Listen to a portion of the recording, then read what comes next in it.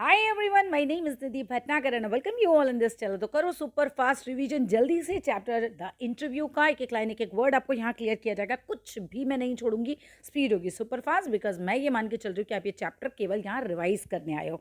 चलिए स्टार्ट करते हैं। आप किससे लिखा है chapter, that is very important, Christopher Sylvester. और इन्होंने कहाँ से लिया है ये चैप्टर? ये लिया है पेंगुइन बुक ऑफ इंटरव्यू से। दो बातें आपको याद करने की थी।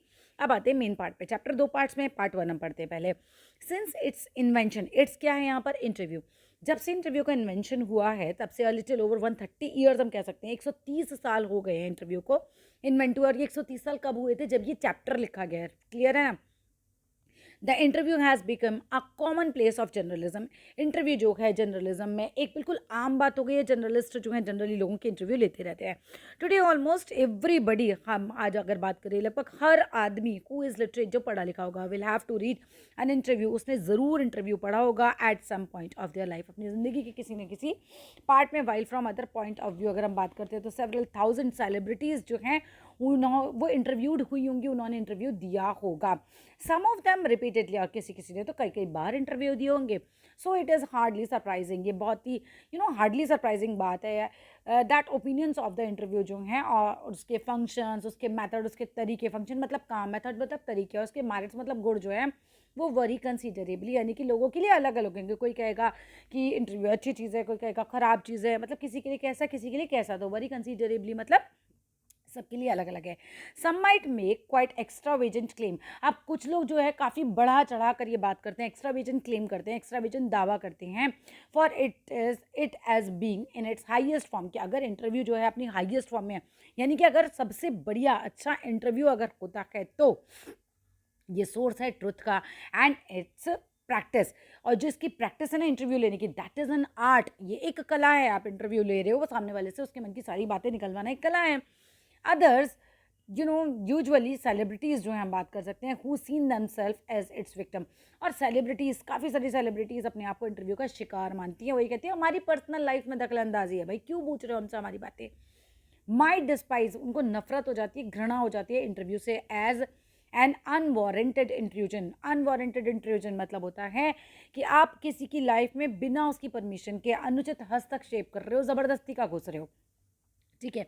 और फील करते हैं that somehow diminishes them, और वो ये फील करते हैं कि ये इंटरव्यू ना हमें कहीं ना कहीं कमज़ोर बना रहा है, हमारी कमज़ोरियों को सबके सामने ला रहा है, तो हमें कमज़ोर बना रहा है, just as and the primitive culture. अब ये एक एग्जाम्पल दिखाया गया है। ये इंटरव्यू ऐसा ही है जैसे कि पुराने कल्चर में क्या होता था, प्रिमिटिव कल्चर में इट इज़ बिलीव्ड, ये विश्वास किया जाता था that if one takes a photograph, अगर कोई किसी को फोटोग्राफ लेता था, पोर्ट्रेट बनाता था या फिर of somebody, then one is क्या कर रहा है, वो स्टीलिंग कर रहा है उसकी पर्सनल सोल की। देखो आपकी आंखों में ना सब कुछ होता है, आपकी आंखों से आपकी फीलिंग्स तक पता चल जाती है। और अगर आपका कोई पिक खींच ले तो आपकी उस समय क्या फीलिंग थी वो भी उस पिक में कैच हो जाएगी। तो हम एक तरीके से आपकी जो सोल है उसको चुरा रहे, ऐसा पहले माना जाता था। अब यहाँ पर से इंपॉर्टेंट है, यहाँ पर से याद करने वाली चीज़ें हैं।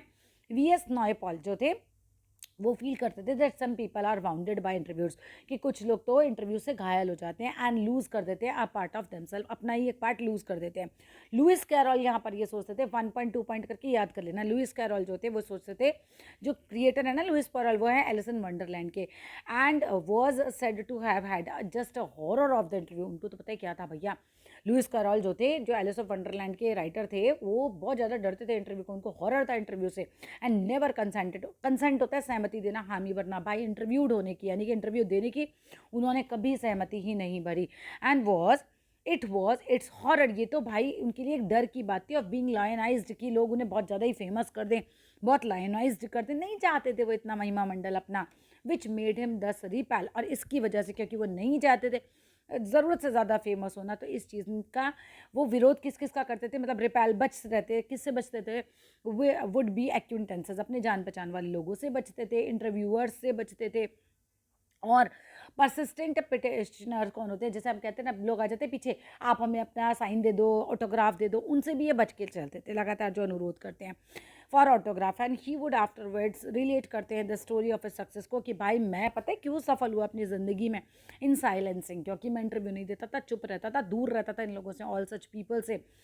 विद मच सेटिस्फेक्शन के साथ मैं काम कर पाता था, और अम्यूजमेंट मतलब मुझे, मेरा मनोरंजन इसी में था, मुझे ऐसे ही अच्छा लगता है साइलेंट में रहना।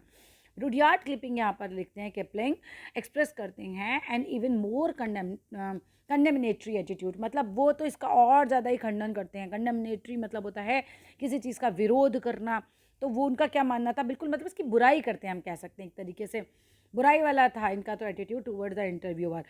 एक बार तो उनकी वाइफ बताती है, हिज वाइफ कैरोलिन, जो रुडयार्ड किपलिंग की वाइफ हैं कैरोलिन, वो लिखती हैं अपनी डायरी में 14 अक्टूबर 1892 में that their day was rigged, उनका दिन जो है बर्बाद कर दिया गया बाय 2 रिपोर्टर्स के द्वारा। कहाँ पर? बॉस्टन में।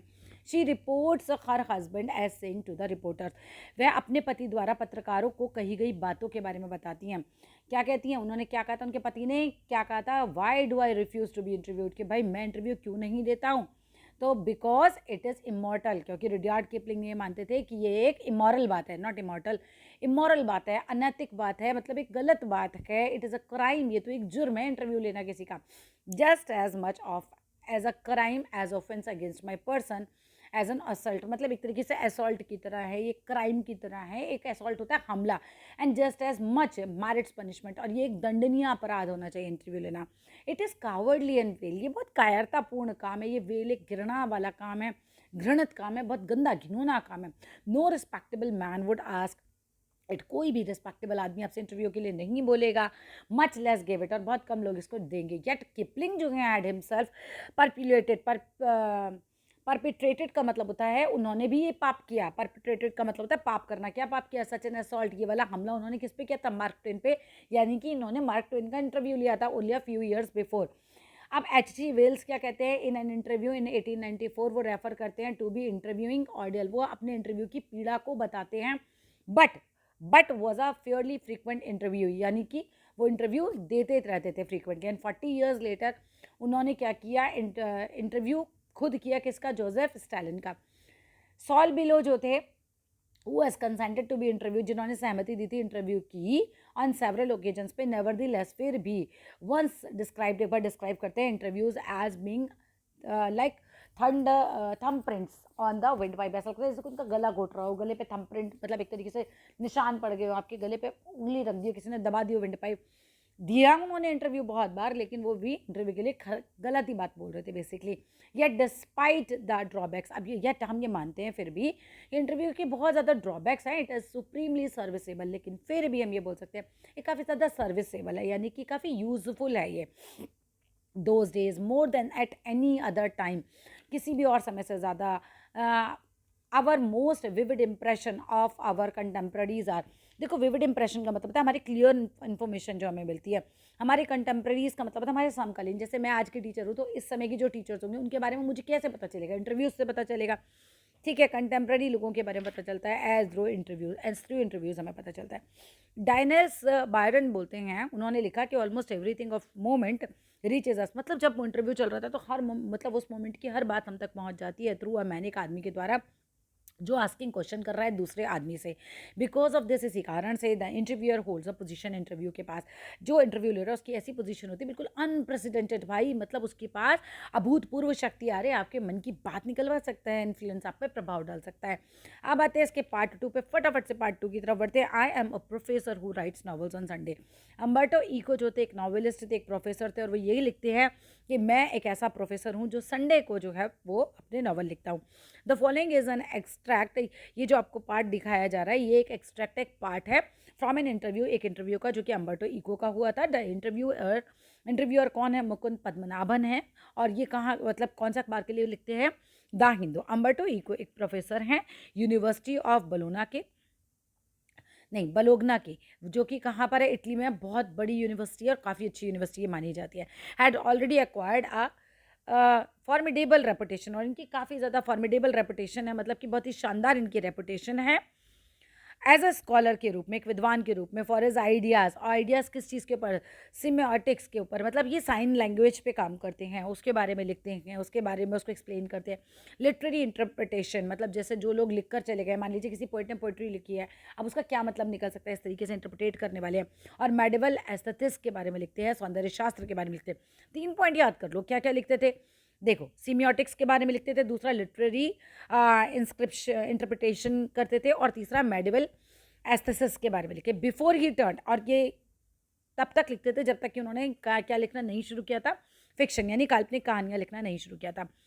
Literary fiction, academic texts, essays, children story books, newspapers, articles, ये सब कुछ इन्होंने लिखा है। इज़ रिटन आउटपुट इज़ मतलब काफ़ी ज़्यादा टू मच है, स्ट्रैगिंगली लार्ज है, मतलब कि काफ़ी ज़्यादा है। एंड वाइड रेंज में इन्होंने लिखा, मतलब बहुत सारी तरीके की चीज़ उन्होंने लिखी थी। 1980 में ही एक्वायर्ड द इक्वलेंट 1980 में ही acquired the equivalent of intellectual superstardom. भाई उनको तो जैसे इंटेलेक्चुअल होता है बौद्धिक, दिमाग से रिलेटेड और सुपर स्टारडम इनको मिल गया था with the publication of the name of the rose. एक इन्होंने लिखा novel the name of the rose, वो बहुत ज़्यादा फेमस हो गया था, which sold more than 10 million copies, इससे ज़्यादा बिक गई थी, 10 मिलियन से भी ज़्यादा। आते हैं इनका जो इंटरव्यू हुआ, मुकुंद बोलते हैं the English novelist and the academic David Lodge जो हैं क्या वंस रिमार्क, वो कहते हैं कि एक अंग्रेज़ी नॉवलिस्ट हैं सर डेविड लॉज, उन्होंने आपके बारे में ये कहा था कि I can understand how one man can do all the thing, यानी कि इको। तो वो बताते हैं कि भाई वो आपके बारे में ये कह रहे थे कि एक आदमी जीवन में जैसे आप कर रहे हो इतना सब कुछ कर कैसे सकता है। तो अम्बर्टो इको जवाब देते हैं, maybe I am given an impression of doing many thing. वो कहते हैं कि भाई आप लोगों को लग रहा है कि मैं ज़िंदगी में बहुत कुछ अलग अलग लिख रहा हूँ, बट ऐसा नहीं है। मैं क्या कर रहा हूँ, but in the and I am convince, मुझे यकीन है कि I am always doing the same thing. मुझे फिलोसफी पसंद है, एक्चुअली आगे आएगा ये। तो कहते हैं मैं बिल्कुल सेम ही थिंग कर रहा हूँ, हर जगह फिलोसफी डाल रहा हूँ अपनी। मुकुंद कहते हैं विच वन, मतलब आप क्या ही एक ही काम कर रहे हो, आप क्या बात बोल रहे हो कि आप एक ही काम कर रहे हो। तो अम्बर्टो इको कहते हैं now that is more difficult to explain. हाँ भैया ये बात तो थोड़ा डिफिकल्ट है तुम्हें एक्सप्लेन करनी कि मैं एक ही काम क्या कर रहा हूँ। I have some philosophical interest, philosophical interest है मेरे, चीज़ें कैसे बनी है, धरती कैसे आई, क्यों बनी, ये सब इस तरह के मेरे इंटरेस्ट हैं। एंड आई परस्यू दैम, और मैं इन्हीं को परस्यू करता हूँ थ्रू माई एकेडमिक वर्क, और मैं अपने एकेडमिक वर्क में इन्हीं को यूज़ करता हूँ, इन्हीं के बारे में लिखता हूँ अपने नॉवल्स में, इवन मेरी बुक्स में जो भी है बच्चों के बारे में भी लिखता हूँ। उसमें नॉन वायलेंस आपको मिलेगा, आप उसमें अपने पीस आपको मिलेगा, आप देखेंगे you see the same bunch of ethical philosophical interest, आप उसमें भी मेरे नैतिक फिलोसफिकल इंटरेस्ट को ही देखेंगे। And then I have a secret, और अब मेरा एक सीक्रेट भी है। Did you know that what will happen if you eliminate the empty spaces from the universe. अब तुम्हें पता है कि क्या हो अगर तुम एम्प्टी स्पेसेस को अपने यूनिवर्स में से हटा दो, खाली जगहों को एलिमिनेट कर दो, सारे स्पेसेस को, सारे ऑल द एटम्स के बीच की जो जगह है उनके अंदर भी जो जगहें बची हुई हैं सबको एलिमिनेट कर दो, क्या होगा, universe will become like a fist universe, एक मिट्टी के जितना बन जाएगा। सिमिलरली बिल्कुल इसी तरीके से we have lot of empty spaces, इसके मतलब हमारे पास जैसे यूनिवर्स इतना बड़ा है ऐसे हमारे पास स्पेसेस बहुत ज़्यादा होते हैं बीच बीच में हमारी लाइफ में भी। आई कॉल दैम इंटरसेक्टेड, मैं इनको बोलता हूँ बीच बीच का जो खाली समय है इंटरसेक्टिक्स, ठीक है, स्पेलिंग याद कर लेना। Say you are coming over my place, भाई मान लेते हैं कि तुम मेरे घर पे आ रहे हो, you are in an elevator, आप एक लिफ्ट में हो, और वाइल यू आर कमिंग, अब जब आप ऊपर आ रहे हो ना, I am waiting for you, मैं आपका इंतजार कर रहा हूँ। दिस एज इंटरसेक्स, मतलब ये एक तरीके से इंटरस्टिक्स सीज है, इंटरसीज है। अब इसका मतलब है एम्प्टी स्पेस है मेरे पास, इतने टाइम मेरे पास खाली है, I work an empty spaces, और मैं इन खाली समय में काम करता हूँ। While waiting for your elevator, जब आपका एलिवेटर आ रहा है, मैं इंतजार कर रहा हूँ to come from the first to third floor, तो I have already written an article, मैंने एक आर्टिकल इतने बीच में ही लिख दिया। मुकुंद कहते हैं not every one can do it sir, इतना सब कुछ या फिर इस तरीके का काम हर एक आदमी नहीं कर सकता। योर नॉन फिक्शनल राइटिंग, तो आपका स्कॉलरली वर्क, मतलब नॉन फिक्शनल मतलब अकाल्पनिक कहानियाँ जो काल्पनिक ना हो, और स्कॉलरली वर्क आपका है certain playful and personal quality, मतलब आपके काम में ना अपना ही एक टच होता है एक तरीके से, हर एक आदमी इस तरीके से नहीं लिख पाता। It is a marked departure from regular academic style, एक मार्क्ड डिपार्चर है, मतलब रेगुलर जो लोग लिखते हैं उससे हमें कुछ अलग हटके पढ़ने के लिए मिलता है, ये एक डिपार्चर है, मतलब हमारे लिए एक हम ये कह सकते हैं कि हमें कुछ अलग हटके पढ़ने के लिए मिल रहा है यहाँ पर। Have you consciously adopted an informal approach, आप ये जो अप्रोच है आपकी इतनी इनफॉर्मल है, लोगों को जैसे आप पता है फॉर्मल चीज़ों से ज़्यादा हमें इनफॉर्मल पढ़ने में मज़ा आता है, आप ऐसी पिक्चरें देखने में ज़्यादा इंटरेस्टेड होंगे जिसमें आप अपने आप को ही फील कर रहे हो। तो ऐसे ही ये होता है कि जब आपकी इनफॉर्मल स्पीच होती है तो आपको पढ़ने में ज़्यादा मज़ा आता है, और it is something that came naturally to you. तो आपकी इनफॉर्मल स्पीच मतलब अप्रोच है पहले से ही है, या फिर आपने जानबूझ के अपने अंदर कर रखी है। अम्बर्टो इको कहते हैं when I pretended my first doctoral dissertation, मतलब मैंने अगर अपना शोध प्रबंध, एक तरीके की किताब आपकी छापी जाती है जब आप जो है PhD वगैरह करते हो, तो वो जो है मैंने अपने प्रेजेंट करी थी इटली में। वन ऑफ माय प्रोफेसर ने कहा था कि स्कॉलर्स लर्न करते हैं लॉट सर्टन सब्जेक्ट, मतलब जब आप अपनी PhD करते हो तो आप बहुत सारे लोगों की किताबें पहले पढ़ते हो। स्कॉलर्स लर्न करते हैं सर्टेन सब्जेक्ट्स को, पहले वो सीखते हैं, पढ़ते हैं, देन फिर वो क्या करते हैं, लॉ फॉल्स जो है हाइपोथेसिस बनाते हैं। जैसे मैंने 10 लोगों के बारे में 10 लोगों की किताबों से रानी लक्ष्मीबाई के बारे में पढ़ा, तो फिर मैंने देखा अच्छा ऐसा ऐसा ऐसा ऐसा, फिर मैंने कुछ कॉमन बातें अपने दिमाग में बैठाई, फिर मैं फॉल्स हाइपोथेसिस बनाऊंगा, ऐसा नहीं ऐसा हुआ होगा, फिर ये हुआ होगा, फिर मैं अपनी बात को कंक्लूड करती हूँ कि जो फिर मुझे समझ में आता है। देन वो करेक्ट करते हैं अपनी हर चीज़ को, फिर एंड में जो है वो पूरा कंक्लूजन लिखते हैं अपनी किताब में। यू ऑन द कंट्री आपने तो बिल्कुल उल्टा किया, told the story of your research, आपने पूरी कहाँ से आपने क्या क्या किया सब कुछ अपनी रिसर्च लिखी, इवन इंक्लूडिंग योर ट्रायल्स, आपने क्या क्या ट्रायल किए, आपकी क्या क्या गलतियाँ हुई, वो सब लिखने में आपने सब कुछ लिखा। तो ऑल द सेम टाइम ही रिकग्नाइज आई वॉज राइट। अब मुझे ये समझ में आ गया था एट द सेम टाइम कि वो मुझे ये समझ रहे थे कि मैं बिल्कुल सही हूँ, मेरा लिखने का तरीका अच्छा है, क्योंकि उन्होंने मेरी किताब पब्लिश करा दी थी। माई डेजर्टेशन जो है एज अ बुक वो पब्लिश हुआ, विच मेंट ही अप्रिशिएटेड इट। मुझे ये समझ में आ गया कि प्रोफेसर को मेरा जो है ये काम पसंद आया। एट दैट पॉइंट मेरी उम्र कितनी थी, मैं 22 साल का था, और मैं समझ गया था स्कॉलरली बुक्स को should be written the way I had done. मैं ये समझ गया कि स्कॉलरली बुक्स ऐसे ही लिखी जानी चाहिए, बहुत इनफॉर्मल उनकी अप्रोच होनी चाहिए, ऐसे लिखी जानी चाहिए जैसे आप बोल रहे हो बिल्कुल, और मैं वैसे ही लिखता हूँ और मुझे लगता है ऐसे ही लिखी जानी चाहिए थी। By telling the story of research, मतलब पूरी रिसर्च की स्टोरी पब्लिक तक पहुँचनी चाहिए। This is why my essay is always a narrative expect. इसी वजह से मेरे जो एस्से हैं वो बिल्कुल एकदम कहानियों उपन्यास की तरह लगते हैं, and that this is why probably I started writing narrative. इसी वजह से शायद मैंने उपन्यास लिखना भी शुरू किया। सो लेट, मैंने तो बहुत लेट स्टार्ट किया था, एट द एज ऑफ 50 मोर और लेस, लगभग 50 साल का ही था मैं। आई रिमेंबर, मुझे याद है माई डियर फ्रेंड के बारे में। मेरा एक फ्रेंड था रोलैंड बथर्स। अब वह ऑलवेज फ्रस्ट्रेट रहता था, वो इसलिए क्योंकि वो एक एसेइस्ट था, ऐसे लिखता था, वो नॉवलिस्ट नहीं था, और he wanted to be creative writing. वो चाहता था कि वो कुछ क्रिएटिव राइटिंग करे वन डे और अनदर, एक ना एक दिन तो मैं करूँगा, ऐसा वो सोचता था, बट करने से पहले ही वो मर गया था। I never felt like this frustration. भाई मुझे इस तरह की दिस काइंड ऑफ फ्रस्ट्रेशन कभी नहीं हुई, क्योंकि मैं जो चाहता था वो मैंने लिख दिया। I started right novels by accident, मतलब मैंने तो ऐसे ही लिख दिया था, खाली टाइम मिला एक बार मैंने लिख दिया, और लिख दिया तो मैं इतना ही फेमस हो गया। तो एक्सीडेंटली ऐसा हुआ, I had nothing to do, मेरे पास कुछ करने के लिए नहीं था एक दिन। सो आई स्टार्टेड, मैंने लिखना स्टार्ट कर दिया। नॉवेल्स को प्रोफेबली सेटिस्फाई करता है नॉवल मेरे टेस्ट ऑफ नरेशन को, क्योंकि मुझे कहानियाँ सुनाना, कहानियाँ लिखना बहुत पसंद था, तो मैंने भी नॉवल भी लिख दिया।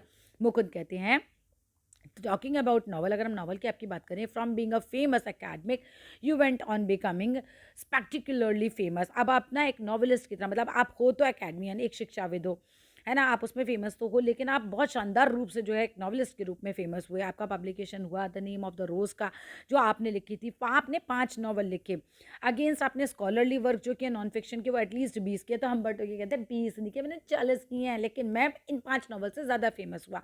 वो 40 काम जो मैंने किए थे उससे मतलब ये है कि ये दिखाया जा रहा है कि उससे इतने फेमस नहीं थे, जो इन्होंने नॉवल लिखे उससे बहुत ज़्यादा फेमस हुए। मुकुंद कहते हैं over 40, oh my God, Mukund चौंक जाता है, आपने 40 लिखे हैं ऐसे लिटरेरी वर्क, स्कॉलरली वर्क हम कह सकते हैं। Among them a seminal piece of work भी है। सेमिनल मतलब ओरिजिनल, बिल्कुल सिमियोटिक्स पर, जो इस पे बहुत ही कम लोगों ने लिखा है या फिर नहीं लिखा, मैंने ओरिजिनल इस पे काम किया है ना, साइन लैंग्वेज पर। बट एज मोस्ट पीपल, अगर मैं ज़्यादातर लोगों के बारे में बात करूँ अबाउट अम्बर्टो इको, तो दे विल से वो यही कहते हैं कि I am a novelist, like he the novelist, मतलब मुझे वो नॉवलिस्ट की तरह ही जानते हैं। मतलब सिमियोटिक्स को कोई इतना ज़्यादा पढ़ता नहीं है ना। Does that bother you? तो मुकुंद कहते हैं क्या आपको लोग एक उपन्यासकार के रूप में जानते हैं, क्या ये बात आपको परेशान करती है? अम्बर्टो के कहते हैं हाँ करती है यार, because I consider my self university professor. भाई मैं तो अपने आप को एक यूनिवर्सिटी का प्रोफेसर ही मानता हूँ, जो नॉवेल्स लिखता है केवल संडे को। इट्स नॉट अ जोक, मैं सही बोल रहा हूँ, जोक की बात नहीं है। मेरे को खाली समय मिला था, मैंने नॉवल लिख दिया, और मैं संडे को बैठ के थोड़ा थोड़ा लिख देता हूँ। तो मैं एक प्रोफेसर, लोग मुझे नॉवलिस्ट समझते हैं। I participated in academic conferences, जो टीचर्स की या प्रोफेसर्स की होती है, मैं उनमें पार्टिसिपेट करता हूँ, not the meeting of PEN club. उपन्यासकार, कहानीकार, पोएट्री जो लिखते हैं उनका जो पेन क्लब है उसमें नहीं जाता मैं ज़्यादा।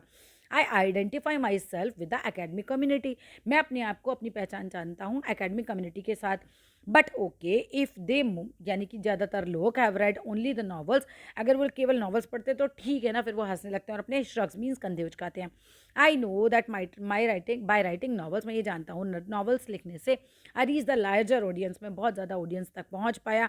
आई can not expect to have 1 million reader, अगर मैं सिम्योटिक्स पे ही लिखता। कई बार साइन लैंग्वेज के बारे में इतने लोग पढ़ते ही नहीं। मुकुंद कहते हैं which brings me to the next question, अब यही चीज़ मुझे नेक्स्ट क्वेश्चन की तरफ लेकर जाती है। The name of the rose is very serious novel, आपने जो नेम ऑफ द रोज लिखा है काफ़ी सीरियस नॉवल है। ये एक डिटेक्टिव यार्न है, यार्न मीन्स कहानी, जासूसी कहानी है। But it also deals, deals का मतलब होता है ये जानकारी हमें किसकी देती है, इनटू मेटाफिजिक्स की। मेटाफिजिक्स का मतलब होता है, metaphysics kind of a subject है, जिसे हम ये मान सकते हैं अध्यात्म के बारे में। तुम बस मेटाफिजिक्स वर्ड पकड़ के रखना कि मेटाफिजिक्स के बारे में भी है ना, मतलब डीप स्टडी करती है मेटाफिजिक्स में, जो चीज़ें हैं उनके बारे में, कोई चीज़ है तो क्यों है, ऐसी। मेटाफिजिक्स के बारे में जानकारी देती है, थियोलॉजी मतलब धर्मशास्त्र के बारे में जान देती है, और मेडिवल हिस्ट्री जो थी, मध्यकाल का जो इतिहास है उसके बारे में भी जानकारी देती है। याद कर लो क्या क्या की जानकारी देती है, मेटाफिजिक्स, थियोलॉजी और मेडिवल हिस्ट्री। मेटाफिजिक्स, थियोलॉजी और मेडिवल हिस्ट्री, इसको रट लो बस तुम। Yet it enjoyed huge mass audience, लेकिन फिर भी बहुत सारे लोगों ने इसे एन्जॉय किया। वो use puzzled at all by this. क्या आप हैरान नहीं होते ये सब देख के? हम्बर्टो क्यों कहते हैं नो जर्नलिस्ट आर पजल, भाई जर्नलिस्ट होते होंगे पजल, एंड समटाइम्स पब्लिशर्स भी हो जाते हैं। एंड दिस इज़ बिकॉज ऐसा क्यों होता है, क्यों इतने हैरान होते हैं? क्योंकि जर्नलिस्ट और पब्लिशर्स तो ये सोचते हैं कि लोगों को कचरा पसंद है, वो पसंद नहीं करते डिफ़िकल्ट रीडिंग एक्सपीरियंस। पर मैं ऐसा नहीं मानता हूँ। Consider that they are 6 billion people on the planet. चलो मान के रहते हैं 6 बिलियन पीपल है प्लानट के ऊपर। द नेम ऑफ द रोज की तो 10 से 15 मिलियन कॉपीज ही बिकी हैं। So in the way I reached small percentage तक रीडर तक ही तो मैं पहुंचा। पर स्मॉल तो हैं, वो ये कह रहे हैं कि जो डिफिकल्ट रीडिंग भी करते हैं। But it is exactly this kind of readers, ऐसे रीडर्स होते हैं who don't want easy experience, जो इजी एक्सपीरियंस नहीं चाहते। ऐसे भी कुछ लोग हैं जो डिफ़िकल्ट चीज़ें पढ़ते हैं। So at least don't always want this. जैसे मतलब, लेकिन ये है कि वो लोग भी हमेशा नहीं चाहते बहुत डिफ़िकल्ट चीज़ें। जैसे मैं हूँ, अगर मुझे जासूसी देखना पसंद है तो मैं एक आधा घंटा तो देख लूँगी, बट सारे टाइम तो ऐसा नहीं करूँगी। तो वो अपना भी एग्जाम्पल देते हैं। देखो, I myself at 9 PM after dinner watch TV देखता हूँ मैं, मतलब, and I want to see another मिथामी वॉइस कोई प्रोग्राम होगा, और इमरजेंसी रूम, इस तरीके की चीज़ें मैं, मियामी वाइस और इमरजेंसी रूम, मैं ऐसे प्रोग्राम देखता हूँ। लेकिन मैं उन्हें इन्जॉय करता हूँ, आई enjoyed it, I need it, but not all day. Emergency room थोड़ा दिमाग लगाना पड़ता है ना ऐसे प्रोग्राम्स में, मतलब हर टाइम नहीं देखता। लेकिन ऐसा नहीं कि मैं हर टाइम ही देखूँ, ऐसे ही मेरी ऑडियंस है डिफिकल्ट रीडिंग वाली है। बट हाँ, ये भी मैं मानता हूँ कि हर टाइम वो ऐसी चीज़ें नहीं रीड करती होगी। मुकुंद कहते हैं, could the huge success of the novel have anything to do with the phase that dealt with the period of medieval history? अच्छा, क्या सर आपको ऐसा लगता है क्योंकि आपने मध्यकालीन इतिहास के बारे में लिखा तो लोग इसलिए अट्रैक्ट हो गए आपके नॉवल की तरफ, इसलिए आप इतने फेमस हो गए? अमर कहते हैं दैट इज़ पॉसिबल। हाँ, हो सकता है। अभी मैंने लिखा था, हिस्ट्री हमेशा इंटरेस्टिंग होती है, हो सकता है लोग इसीलिए अट्रैक्ट हो गए। But let me tell you, मैं आपको बताऊँ another story, because I often tell stories by like a Chinese wise man. जैसे चाइनीज़ वाइज मैन को स्टोरी सुनाना पसंद होता है, मुझे भी बड़ा पसंद है। चलो एक किस्सा बताता हूँ तुम्हें भी। मेरा जो अमेरिकन पब्लिशर था उसने मुझसे कहा था, well she loved my books, कि भाई उसने मेरी किताब पढ़ी, उसने कहा बहुत बढ़िया किताब मैंने लिखी है, उसको बड़ी पसंद आई। बट उसने कहा कि she didn't expect to sell more than 3000 copies in a country. हुआ क्या, उसको लग रहा था 3000 से ज़्यादा कॉपी बिकेंगी नहीं। नो बडी हैज़ सेंट, क्योंकि इस जगह पर कोई भी कैथेड्रल यानी चर्च नहीं गया था, किसी ने लैटिन भाषा भी नहीं पढ़ी थी। So I was given advance of 3000 copy का एडवांस मुझे दे दिया गया। बट इन द एंड क्या होता है, it sold 2 or 3 million copies US में बिक गई। At a lot of books have been written about the medieval past before man. ऐसा नहीं था कि भाई मेरी केवल इसीलिए बिकी होगी क्योंकि इतिहास के बारे में मैं लिखा मध्यकालीन का, तो इसके बारे में तो बहुत सारे लोगों ने लिखा था। आई थिंक सक्सेस जो है इस बुक की एक मिस्ट्री ही रही है, क्यों इतनी फेमस हुई मुझे भी नहीं समझ में आ रहा है। राइटर खुद कह रहे हैं, मतलब राइटर नहीं, अम्बर्टो इको खुद ही बोल रहे थे, nobody can predict it. देखो, कोई प्रिडिक्ट नहीं कर सकता कौन सी किताब जो है सफल होगी, कौन सी नहीं सफल होगी। I think if it had written the name of the rose 10 years पहले लिखता या 10 ईयर्स बाद में लिखता, हो सकता है वो इतनी सफल होती ही नहीं, है ना। It wouldn't have been the same, ऐसा उसको फेमस नहीं बनती वो। Why it worked at the time, it is a mystery. और वो क्यों इतनी फेमस हुई, ये केवल और केवल एक मिस्ट्री है। And that's all in this chapter. हो गया फिनिश। थैंक